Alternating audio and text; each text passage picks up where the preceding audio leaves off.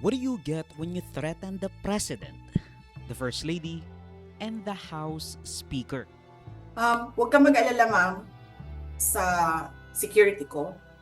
Kasi may kinausap na ako na tao. Sinabi ko sa kanya, kapag pinatay ako, patayin mo si BBM, si Lisa Araneta, at si Martin Romualdez. No joke. No joke. Nagbilin na ako, ma'am. Pag namatay ako, sabi ko, huwag ka tumigil hanggang hindi mo mapatay sila. And then he said yes. In a fit of rage kasi nakulong yung aide mo. Putang ina ninyong lahat. Martin Romualdez, Lisa Marcos, Bongbong Marcos. The chair declares the sufficiency in substance of Zabala et al. Impeachment complaint. So ruled. The chair declares the Cabrera impeachment complaint sufficient in substance. So ruled.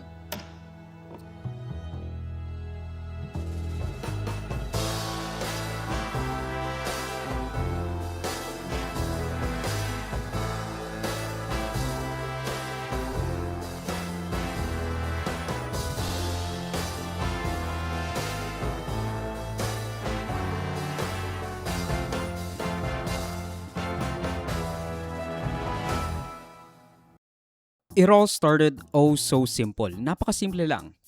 Nagpray si Amy.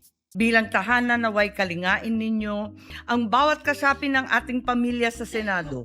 Ipaglaban nawa ng Senado ang bawat kasapi ng aming pamilya.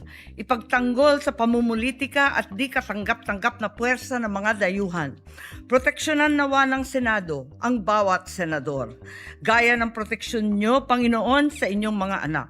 Lupigin at puksain niyo po ang panunuhol, pananakot, panggigipit, pangkonsente sa kamalian dahil lamang sa pagkahayok at labis na pagnanasa sa kapangyarihan. Walang ugong-ugong ng pagbabago sa liderato ng Senado, or at least, ayun ang sabi ni Alan Peter Cayetano.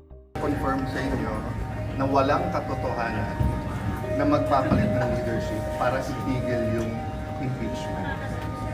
That's just political talk.